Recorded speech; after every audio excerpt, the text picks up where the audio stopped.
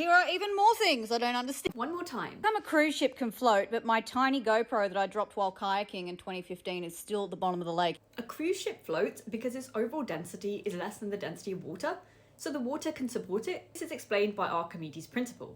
A GoPro will sink because it's solid and denser than water, so it can't create an upward buoyant force that's strong enough to keep it floating. Sorry about that. Why doesn't it just work? Couldn't stop thinking about how to spell the letter W, and then I realized it doesn't have a spelling. If it did, it would start with a D. I get this because it kind of looks like a double U. The letter W is actually called W because it was originally written as two U shapes next to each other. Over time, the shapes merged into a single letter W, but the name W stayed even though it does look like a double V. How is it that all we had was a bunch of rocks, trees, and water, and somehow we turned that into a Dyson Airwrap? Over thousands of years of scientific discovery and engineering, we gradually learned how to extract and refine minerals from the earth like metals, silicon, and oil.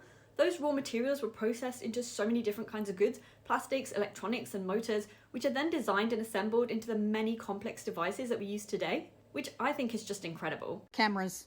I don't understand how a bunch of plastic and glass is allowing you to see me right now. A camera works by letting light enter through a lens, which focuses the light onto a light-sensitive sensor inside the camera.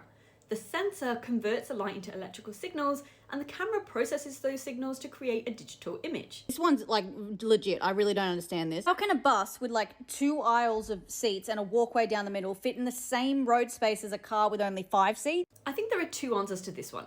We know that a bus fits in the same road lane as a car because lanes are designed wide enough for the largest normal vehicles. That's basic logic. But it still seems unlikely, and that may be because of a visual perception effect. Our brain judges width using nearby objects and height, and because a bus is very tall and long, it fills more of your field of view, so it may be that your brain overestimates its width compared to the road, which makes the lane look narrower than it actually is. That's what I think anyway. Feel free to just go with the first explanation. Please consider following me because you probably won't see me on your For You page ever again. Finally, thanks Georgia for asking these questions, and many of you have commented to ask me to do a series. I will be doing one. I am writing a list of all your questions and I will answer as many as possible, so do hit the like and follow buttons to make sure I turn up again on your FYP. Just remember, no one knows everything, and asking questions is how we learn.